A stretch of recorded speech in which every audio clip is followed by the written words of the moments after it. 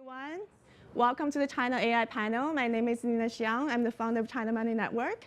So for the next 30 minutes, we're going to talk about China's AI sector, investments in Chinese AI companies, and also try to answer the question, how much a chance does China have in becoming a leading global power in AI? So we got two great panelists. So can you maybe just briefly introduce yourself? Sure. My name is Xing, Meng. I head our artificial intelligence investment team for Shunwei Capital. Shunwei was founded in 2011 by founder of Xiaomi, Lei Jun, and Tuck. We manage about $2 billion US, and we invested in about 200 companies. A lot of those companies are AI companies, right? Yeah, this is one of our focuses right now.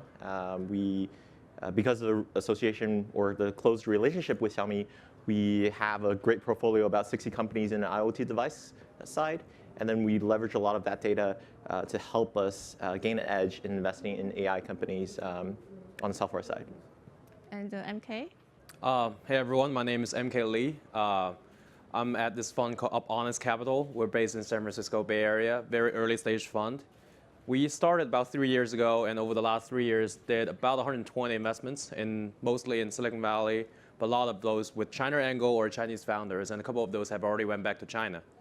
And in terms of AI, we have, I'd say, between 10 to 20% of our portfolio companies are either directly AI focused or have a lot to do with AI on the data space.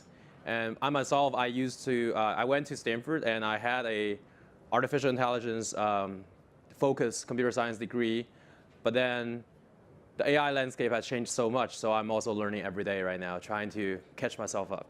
Okay, so I'm going to ask you the quite hard question. If you can use just one word to describe the China AI sector right now, what would that be and why? Okay. I'll say it's really boiling hot, but probably the right word would be spinning. Spinning in the sense that you think of, let's try to think of AI today in China as the sun, and everything else is orbiting around it. And a lot of companies, people, different industries are gravitating towards the center of the sun, right? And then, but not everything has to do with AI by its nature. But since it's the looming light, it's people want to get closer to it, but they stop at their orbit, which is their right proximity to the sun, and then they start spinning. So the whole world is evolving around AI, and in the sense that each planet, or to be said, is spinning their own message around AI as well. A lot of them are righteously in this field, and they actually leverage AI to provide useful services or product. Much more of them have really not a lot thing to do with AI, but try to get closer and leverage the hot word. Very interesting. Very interesting. So MK? Well, I'm gonna cheat a bit because I feel like Don't world just is one word. I'm gonna use a phrase. This is a gaming phrase called free for all. If you guys know what that means, I think. Let me try to explain why free for all. Because I think the China AI market and the US is very different. And for most people, if you don't already know about it, AI is not just about technology. AI is actually a lot about data. Do you have the data to actually train your model? Do you have the data to make the right model, can make the right predictions in the future? And the big difference between China and US is that in China, the sense, or in a sense, the security of personal information, the sense of data privacy is still at a very rudimentary level, that if you want to start an AI-focused company in a very specific vertical, you can always use not very cheap, but the right amount of money to actually buy off a lot of data from some black, gray market data sources to bootstrap your startup. Which means anyone, if you have the technology and have the right industry focus, you can really start something on your own in China already without having to go through the long period of data collection process, which you would have to if you do something here in the US. So that's why I use the word free for all, because at least for now, or in the foreseeable near future, if you want to start something AI focused and have a domain specific area, it's still free for you to go into China because you can instantly buy off the data and start at a much higher level and be competitive in the market with your competitors. So that's very interesting. That sort of tie into my next question, which is like for the AI companies in China you find nowadays, comparing to those in Silicon Valley in the US and Europe, what are the biggest differences do you see between the two groups? And Meng, you can start. I think, well, there's a lot of differences. There's a lot of similarities. I'll begin with actually the similarities and then go to the differences. So a lot of people who are doing AI in early stage are researchers, scientists that has got spun off from the largest internet company like the Googles, the Facebooks, and so forth, and the research universities here and there. And the top universities are mostly here. So they're continuing to carry on their research or their product that they were doing in their previous state. So in that way, a lot of things we see are similar. In a way that is different is from a very high level. Because of the market and because of the capital market specifically, in China, I think a lot of AI startups, they tend to concentrate their product into a few buckets, right? There's a lot of people doing fundamental infrastructure level computer vision. There's a lot of company doing infrastructure level chatbot. There are not a lot of people doing a lot of application layer things on top of it or other sectors of fundamental infrastructure level products. I think in the US, I don't know about Europe, but in the US, I think that the startup scene is a lot more diversified. With that said, I mean, computer vision, NLP, those are the hot areas with probably most company concentrated. But the application layer, as well as other vertical layers, have a lot of startups as well, and they get funded as well. In China, less so. Okay. Yeah, I'm going to second his point on how it's actually very similar. And in the sense that they both started at research-focused companies with deep technology, with specific domain technology focused. And then now we see the trend, both in China and in the US, that people actually started to focus more on use cases. Because at the end of the day, a technology company is not going to get you anywhere unless you actually tie to a real use case and get real users to use your stuff. That's why you started to see this downward trend for companies that are labeling themselves as like machine learning as a service, because you realize that people nowadays AI, the technology itself became more and more accessible.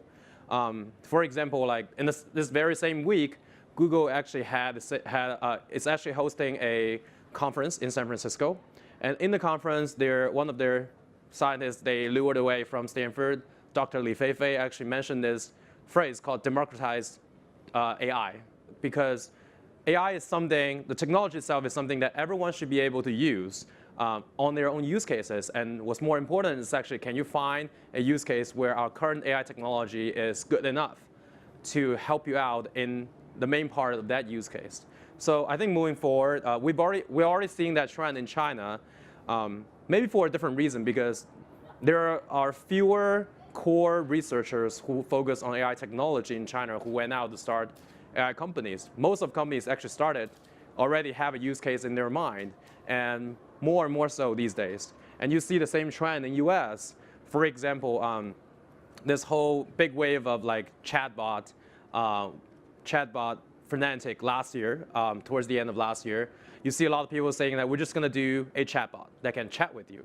But then when time goes by, you realize some of those more successful ones are actually the chatbots that focus on specific areas, such as a chatbot that helps you shopping, the chatbot that helps customer service. So you start to see people actually start to focus on specific use cases, and then find the right use case where the current AI technology can actually provide you a good enough solution that actually would prevail in that domain. So I think it's very similar, and it's also both of them are really changing in the same direction. So in terms of like AI technology research and development, so we already know that almost half of the best academic papers are written by Chinese authors on the topic of AI. So like, how do you feel about China's sophistication in AI technology, and how much a chance China is really going to lead in this sector? I think that's a very true statement. I think in 2015, when we were at a CVPR, which is the largest computer vision conference in the world, by the way, we were the sponsor for it as well. I was surprised to it was my first time at CVPR, and I was surprised to hear the main language spoken there is Chinese. There was about 3,000 people, and everywhere I hear is not English, and that was amazing to me, because we always thought that like China researchers were not in the leading role in there, because when you say who's a pioneer in AI, we don't think of, I can't count our Chinese peers as one of the major faces of AI or major faces globally, right? But on a ground research level, there's so many Chinese people that are in this tier, and then I think probably 50–60% of the papers submitted or presented at the conference has at least one co-author that is Chinese. And then, but if you look into it specifically, or into more detail, sort of the leading articles, we still have the struggle of finding, so like the key groundbreaking theories or papers, like I think lately the most probably well talked about paper on generative adversary networks and things like that are not led by Chinese researchers. Why do you think that is? Yeah, I don't want to put a very arbitrary reason towards it. I think there's a lot of thinking, debate we can go behind it, but I think partially it's very similar to the startup scene as well, right? There's a few things that worked. There's a few categories that worked.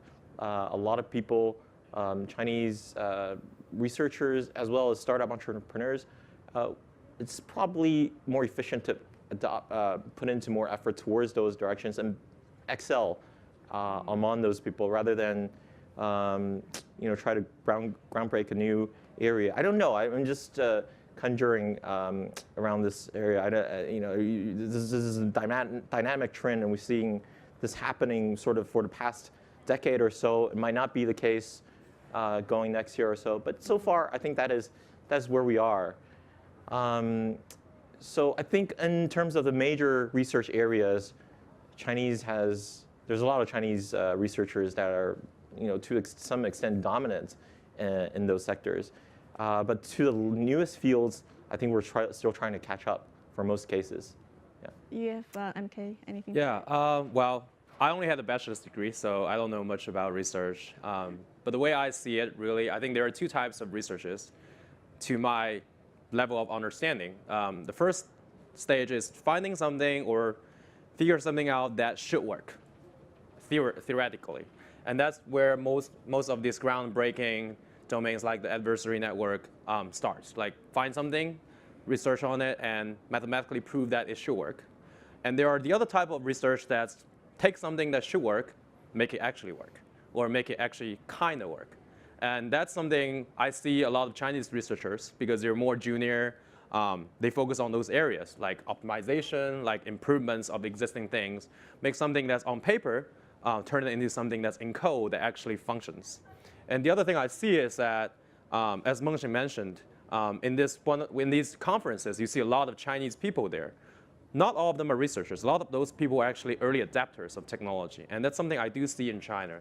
I feel like Chinese market is actually very open to new things. The developers, the people who implement technology, these are the people who actually constantly look for new things, excited about new things. You think about the recent development of not just AI, but some other technologies like blockchain. China is now the biggest Bitcoin market, both in terms of transaction volume and the actual mining process. And think about the technology that was super hot 2 years ago called Spark in big data processing.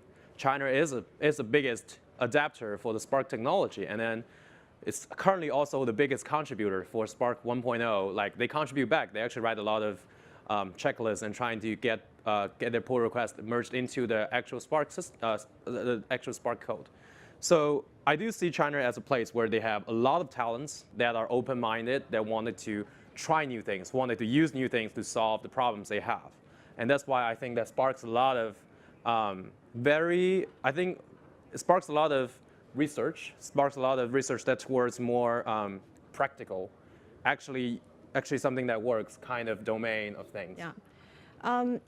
So trying to make this a little bit more interactive. So just want to ask if the audience have any questions at this stage on the topics we just discussed. No? Okay, so we'll continue. Oh, okay, here. Speaking from the view of China, what do you think is the most innovative application for AI that you've seen that they've developed?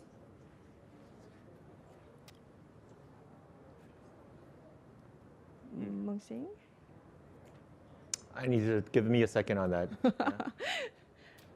MK also? Thinking hard right now. Oh, okay. That's a really difficult question.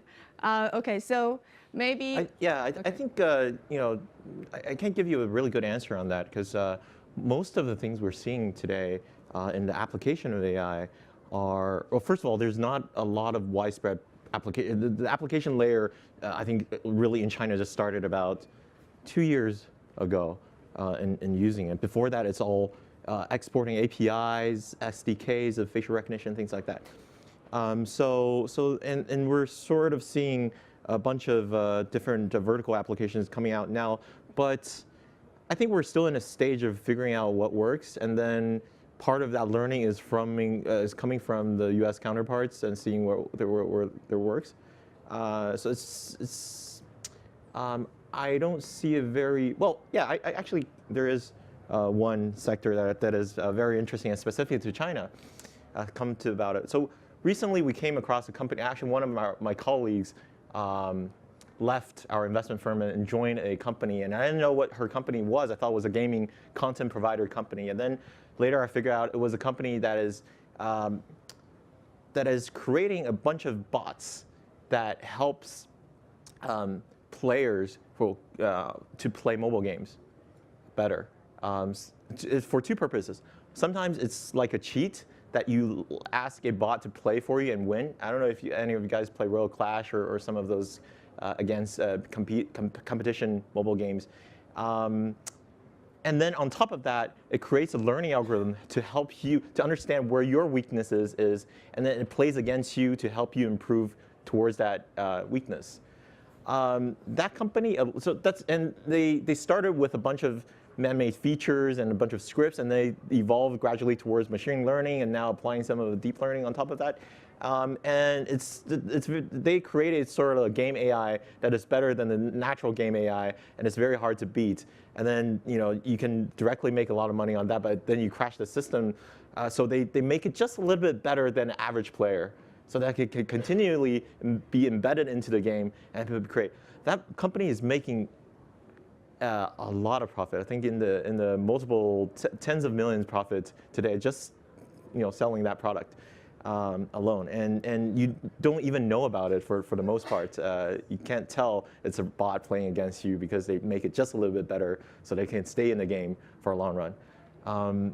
I think that's a very cool thing I saw, and Chinese is a super huge mobile game market. So.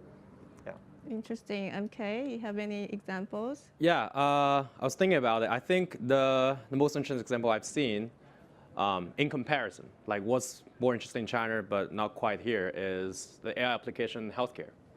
And circling back to the point I made earlier, it's both a great thing and a scary thing that the Chinese people don't really care so much about privacy and personal data.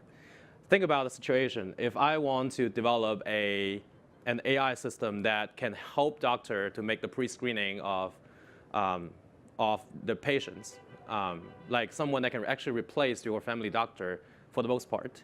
In US, thinking about collecting that data is a headache. Like you need to put cameras, recording devices in the actual meeting room.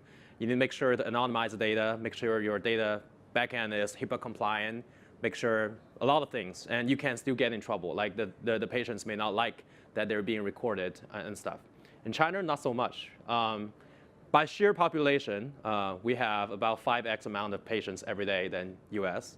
At the same time, all these people, they don't mind getting recorded, and they don't sometimes not they don't mind, they don't even know that they're being recorded or their data is being collected somehow.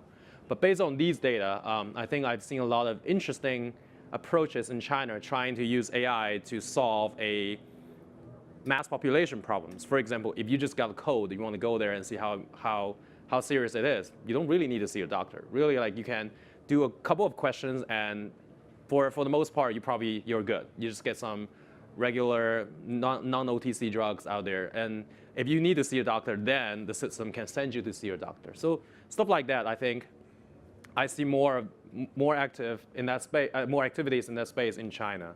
And for example, I think one article you guys shared before, there is a Chinese AI company focusing on healthcare that sort of reached the unicorn land in 6 months after establishment. So it's growing fast, and I think because of the data, because of the abundance of data, that's an area China's going to be way ahead of US or anywhere else in the world, and probably we will see some really exciting development there in China.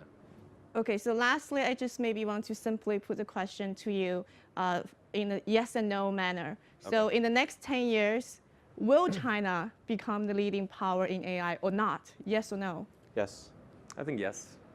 Okay, so we still have 6 minutes. Anybody else have questions? Yeah, gentleman here. Is any job safe? And in particular, I mean, this is something that people are talking about a lot over here, but I'd like the answer kind of from the Chinese perspective, what the concerns are the same over there as they are over here.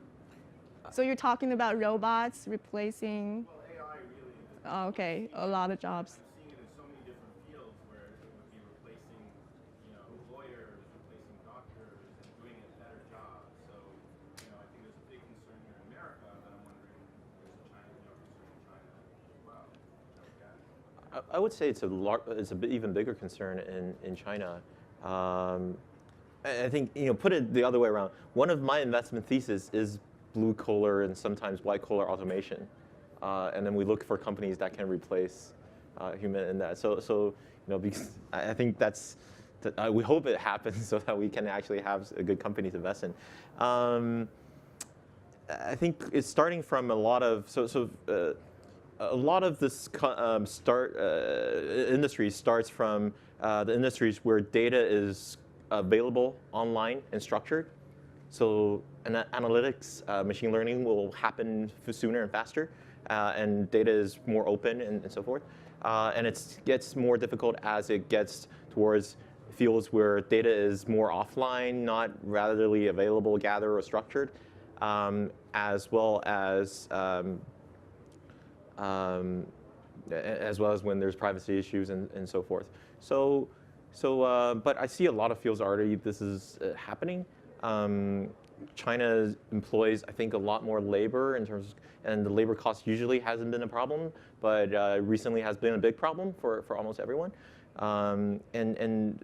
Factories feels a lot of the squeeze and so forth. We recently invested in a company that basically builds a camera or artificial intelligence system within a robotic arm, so that it can do a lot of things like when there's a messy bunch of bottles that it needs to line up, usually, or have to grab and fill into a box. And usually you have to manually line them up in the space, and then the robots just grab from the same place here and then puts it in the box here. But if it misses by an inch, then it doesn't grabs it.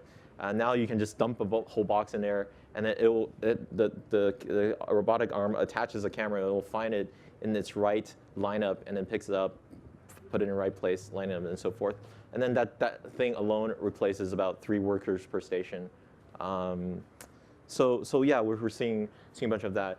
I think it will come later but I think the difference is here, from my personal experiences, a lot of my friends are from the hedge fund fields, from the attorneys, and they're starting to feel they're very high level white collar jobs which requires a lot of sort of deduction and art and thinking and so forth. In China, I don't think that has come to that point yet. People are not as worried at this point yet. And I think there will be a period where they start to worry and then become less worried because they found a new meaning or a new place for their job, which is how to leverage the machine learning algorithm to improve their jobs better. And then I think that two things put together will last another at least 10 years or so before that they actually start to see the fear of getting replaced entirely. That's just my thinking. So, but just for the blue-collar workers who are being replaced, like, what are the social consequences, and how do the society deal with it? Yeah, I think that's a good question. I think right now we're looking mainly from the enterprise level or from the startup level, where it's a simple cost and benefit analysis. When you aggregate to the social level, I think that creates a lot of problem. I agree, and it's probably there's a better expert to think about those problems than us in here. Can I follow up by just the reason I was kind of going there is I'm wondering if anybody, like, there's a lot of investment in AI, and anybody that kind of knows a bit about it knows that this is going to be a big problem. And we see, without going into any politics, that it's having a massive effect on the population. I'm wondering if any of the thought leadership is thinking about how to invest in things that can solve the problem before the culture solves the problem for us in a bad way. Yeah, I think, well, the assumption here, when you say it will become a problem, is basically running under the assumption that the total social efficiency will not change. It's just that the machines will be more efficient than the human, so they will replace the human. But I think another assumption might be that the social efficiency will improve as the machine intelligence will improve, and humans will work alongside with machines to make that happen, to make that social efficiency. So they're not replaceable, they're enhanced in a way. There's a lot of jobs that when we do, so for example, we do our facial recognition. So my previous startups was doing facial recognition and object detection. When we train our machines to learn about the algorithm, we have to ask a bunch of people to, first of all, tell what you're seeing, where the faces are, where the landmarks are. Organizing that job and devising that job, that's something that is good. It's a great job for machine to delegate the work and to organize, and for the people to actually do the work. So this is a lot of times it's called, I would say, like artificial intelligence. Like people, there's something that a human is really good at and it's irreplaceable, and there's a lot of things that our machine are good at and they're becoming better and that could replace humans. But I think there's role. The best way is to leverage the benefit of both and then mix it together in the same role. So have one last minute for MK to make some final comments. Well, just on that, I think the practical startups look at place where they can survive and make money. You make money from two ways. Either you create something new that generates revenue, or you help people save so you can take a cut from that save. You see this happen in US a lot for like AI companies trying to replace some labor work because labor cost here is high. Whereas it's relatively lower in China. So a lot of the AI companies in China probably right now are focusing on something that human couldn't do or couldn't do efficiently in a fast enough way. But then labor cost is going to grow higher in China too. So you will start seeing that trend going down that path. I only have like probably 20 seconds left. Just share a little story. Recently, I went to Oregon, went to Portland, beautiful city. If you haven't been there, go there. And what shocked me is that apparently, by law, for every gas station in Oregon, they need to have someone attending the gas pump for you. Now, do I need them? Because like, it's actually the experience is like, he comes over to the driver's seat. It's like, hey, where's your credit card? What kind of gas do you want? What's your zip code? Really, everything I would just input on a keypad. And what he does, take my credit card, insert it for me, input for me, and pump the gas for me. And they need that because I check it out. People are saying it's because the whole state of Oregon, they have so few job opportunities, they have to actually find a way to get people employed. And these people attending gas pumps for a day, making the minimum wage, we don't need them to be there. Like in California, we all do our own gas pump ourselves, and the machine there is not even specialized for this kind of behavior. It's just someone at the state decided to make a law so that they don't create any social problem for the lack of job opportunities.